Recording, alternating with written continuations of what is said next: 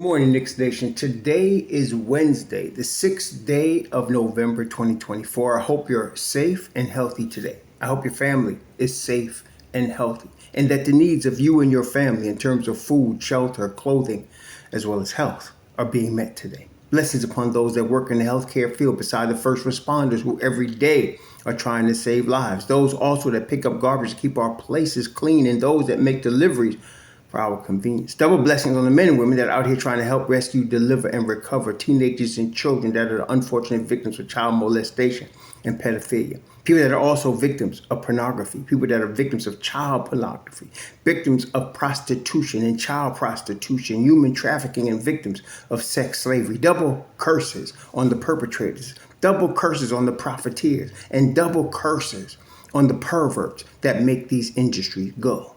Finally, double blessings on the homeless. Nearly more than 600,000 men, women, children, families, veterans, senior citizens, homeless in the United States of America, and millions around the world in similar or worse conditions. Blessed upon them, for theirs is the kingdom. Tonight, there's going to be a basketball game in Atlanta, Georgia. The New York Knicks are going to be taking on the Atlanta Hawks tonight in Atlanta. And tonight, as we go into it, Cam Payne is listed as questionable for tonight's game. Precious is still listed as out, but as of Sunday, the report came out from Steve Popper, whatever his name is, that he was at a practice and that Precious did practice and that he is now making progress. As I mentioned earlier, I'm hoping he will be back either by Friday's game or by Sunday's game at Indiana. Friday's game at MSG or Sunday's game at Indiana. So MSG game on Friday against the Bucks. So we'll be getting him back soon. That's pretty good. But tonight they're going to have to do battle again, probably with 7 guys.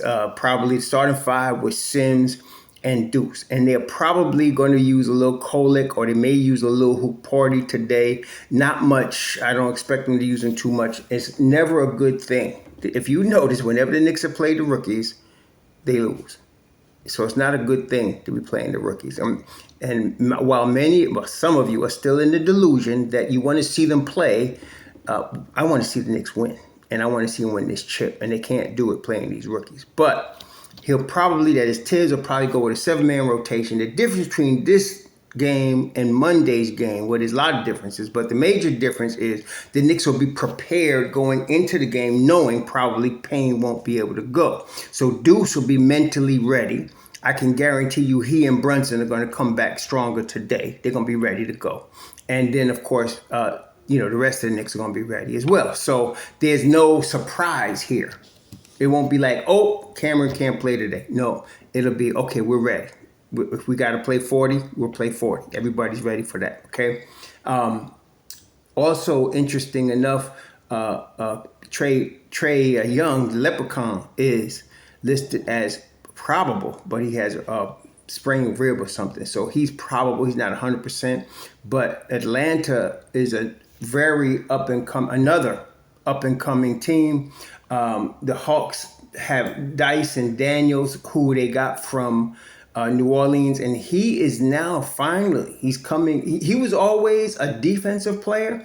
I did like him. He was coming out of the G League in the draft year that he came, but there were other players I wanted before him. But he doesn't have much offense. He didn't anyway, but he's got nice defensive chops. Length. He's 6'6". He starts at the shooting guard, and he has improved his jump shot. So he's now there. They got DeAndre Hunter, who's always a Nick killer. Jalen Johnson, who just signed a huge extension. Liked him coming out of Duke. The only problem with Jalen Johnson coming out of Duke was there was rumors from Duke about his attitude, and that dropped his draft stock because nobody wants a guy that brings attitude to the locker room. But as he has been in Atlanta, there has been no problems, no rumors of attitude. His talent was never in question. Jalen Johnson could ball. I figured he would eventually start at the 4, and he is. Clint Capella is still there, surprising enough. I expected Onyeka Okongwu to take over at the 5 by now, but Clint Capella is not giving up that spot. But they have a nice team. But aside from that starting 5, you have Onyeka in the second unit with Larry Nance Jr., the rookie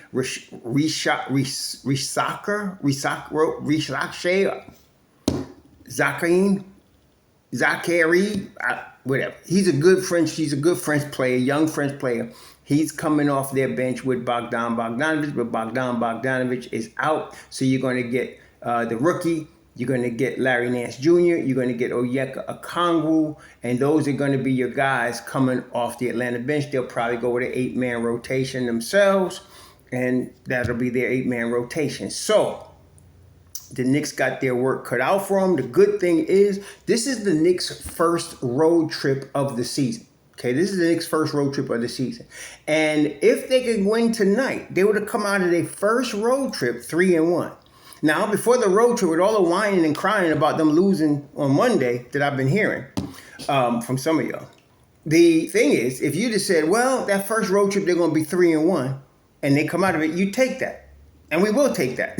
If they were unfortunately lose tonight, they can't be no worse than 2-2 on the road trip. So they're going pretty good here. And then you got Milwaukee on Friday at home. I hate Friday night Knicks. And then after that, Indiana and Philly on the road. Philly will just be getting Embiid back against the Knicks. He's now been not only hurt, but he's suspended now for 3 games. And he'll be eligible to come back, my understanding is, as against the Knicks on Tuesday. That's going to be very interesting. So we'll see how that is. I expect Precious to be back for that one. That's a big one for him to be back for. So that's going to be interesting. So right now, though, the focus is the ATL. They're in Atlanta. Got to get this win.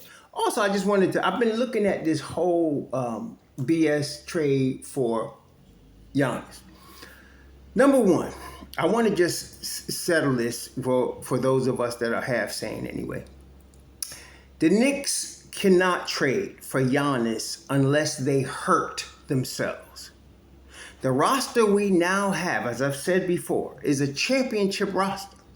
And you don't want to tinker with it right now. You already kind of tinkered with it to get Cat. But that was apparently, now that we know about it, they were trying to seek Cat from a while ago.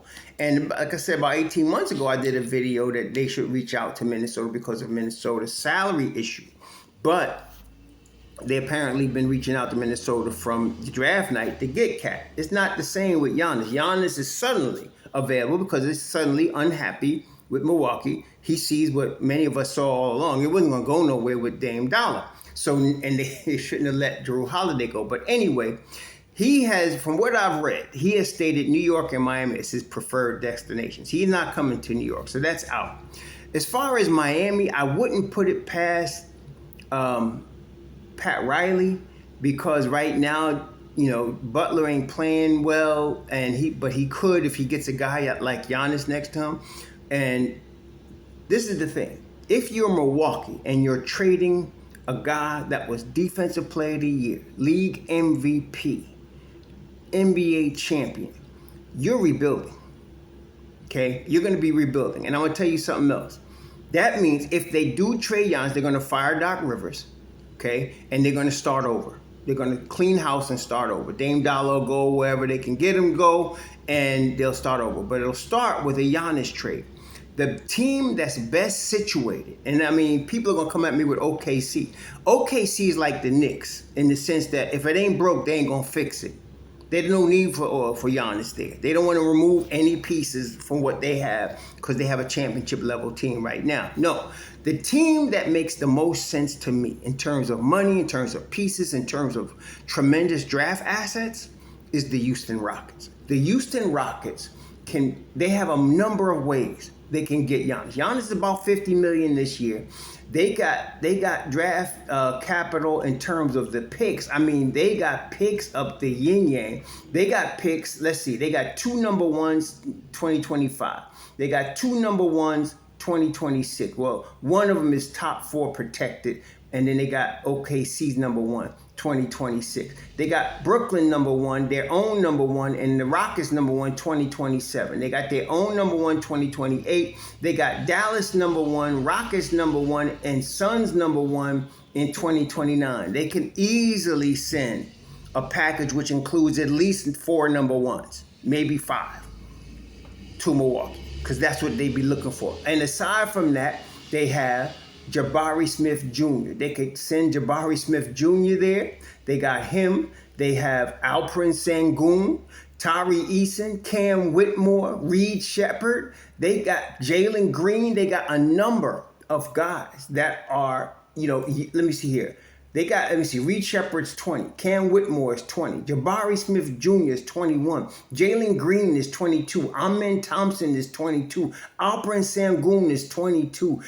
Tari Eason is 23. Now, I'm not suggesting they will send all of those guys there. They won't. But they would send at least 3 of them, there. And then they package it with a veteran to make the money work. It could be Dylan Brooks. It could be Fred VanVleet. It could be Steven Adams, whatever. They can package it with them with 2 vets to make the money work. But they probably keep VanVleet, and they probably try to keep Brooks if they could. But they would lose at least 3 of these youngins. Okay, they would lose at least 3 of these youngins. Like I said, Reed Shepard's making $10 million. Jabari Smith Jr. is making $10 million. Jalen Green is making 12, and he's going to make 33 next year. Amen Thompson's making 9. Sengun is making 5, and he's going to make 34 next year because he signed a long extension too. So they got the assets, they got the draft capital, and they got the spot to put Giannis in there. Any combination, if they were to keep Alperen Sengun, they could start Giannis next to him. Okay? If they were to keep Brooks, they could start Giannis next to him. They got Fred VanVleet at the point guard spot. They could have Amen Thompson or Jalen Green, whoever they got left, Cam Whitmore. They could roll with that, and they'd be better than they are right now. And they're pretty daggone good right now. But then you give them the Ime Udoka, and yeah, they'd be okay. So Houston, to me, is the best spot. And this is the thing. We should have known this by now. All these superstars have their preferred destinations. And generally speaking, teams will try their best. All 29 other teams will try their best to accommodate them, except for the Knicks. But, and OKC, so let's call it 27 other teams.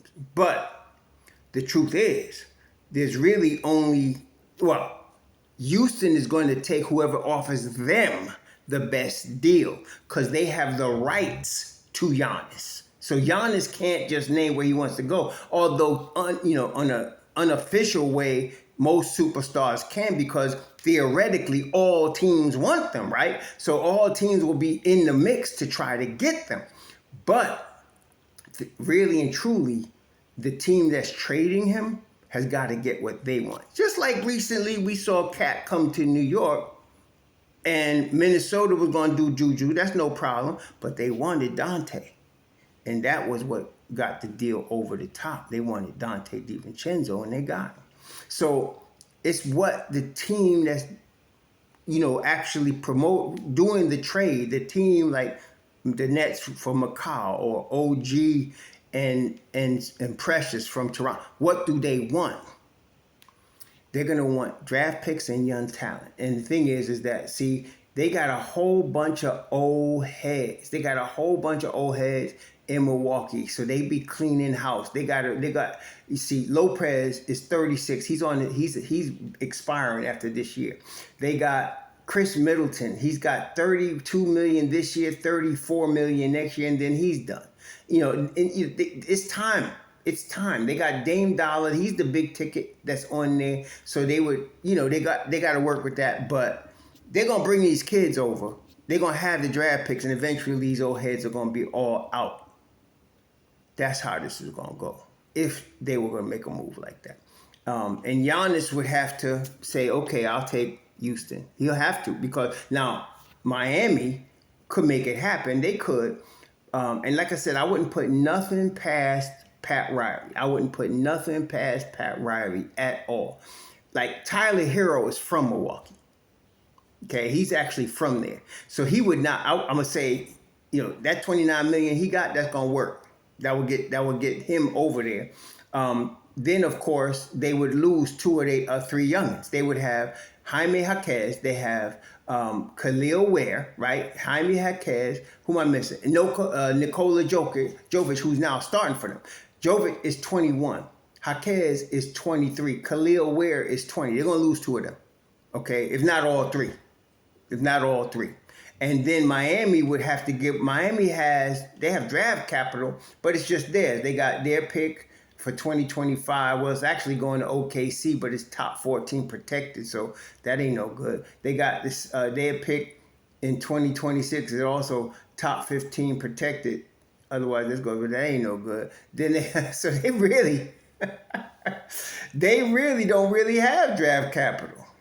Okay, so all three of them youngins would have to go. Okay, all three of them youngins have to go, and then they have to have Tyler Hero go with them. That, but Houston's deal, as you can hear, Houston's package would be better. They can get at least 2 or 3 youngins from Houston, good youngins, plus 4 number ones that they could get, maybe 5. Houston could get this done if they want to. So, yeah, that's what I'm saying. The Knicks ain't getting Giannis, and Miami probably ain't getting Giannis. Houston is the best landing spot for him. So all the speculation is just garbage. But I do believe Giannis is unhappy. He does see the writing on the wall. Milwaukee. These old heads are all hurt or too old, and they can't play no defense, so it ain't gonna get done. He would much rather, I would think, be next to a Dylan Brooks, who can play defense. Fred VanVleet, who can play defense. Okay, these 2 guys play. They D up. Okay, so we'll see how this works out. But I would think Houston would be the spot for Giannis and not the Knicks. But as far as the Knicks, tonight we got Atlanta. Let's get this W. Y'all enjoy the game. Enjoy your Wednesday. Oh yeah, Sunday at Duffy's in Altamont Springs, Florida. We'll be there at 4 o'clock. Knicks game is at 5. We'll be there like 4:30. Knicks game is at 5. Be safe. Y'all enjoy yourself. So.